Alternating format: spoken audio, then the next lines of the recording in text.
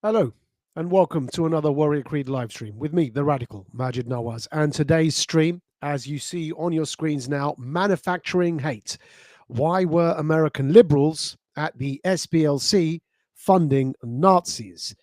This is the topic for today's stream. We're going to go into a great deal more detail for you on this story, which broke this week that we've just gone through. And it is an incredible story that relates to the very well known US 501c3 charity, the Southern Poverty Law Center, which has reserves of millions. It's meant to be an anti racism organization. They've just been indicted by a federal grand jury for funding racists and organizing racist rallies through their funding. And those that have been named that they have funded include groups such as the KKK and other Nazi and neo-Nazi organizations. It is the cartoon for today's stream, therefore, is apt in describing how the Southern Poverty Law Center, as you can see there to the left of the screen in the cartoon, were taking bags full of donations. That's the cash bag there, going through the conveyor belt of the Southern Poverty Law Center, only to lead to churning out more and more racism. And that's why a bit of a sly dig there at Chomsky's title, Manufacturing Consent.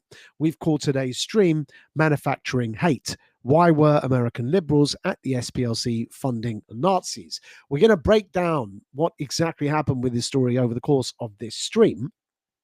We're going to provide the receipts for how the SPLC were funding racism and were, as a result, almost tripling the donations that they were receiving for funding it from the members of the public that they scared after the protests, the racist protests that they themselves funded.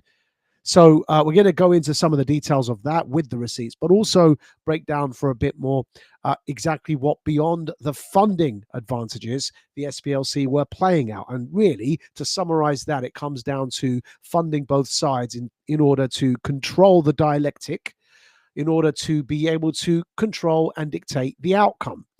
If you scare the public, to put it in layman's terms, sufficiently enough, then the public will demand more security. So they will demand from government more powers to keep them ostensibly safe from the racism that they fear. In other words, welcoming in with their own arms such government powers. So we're going to spend the rest of this stream on this topic.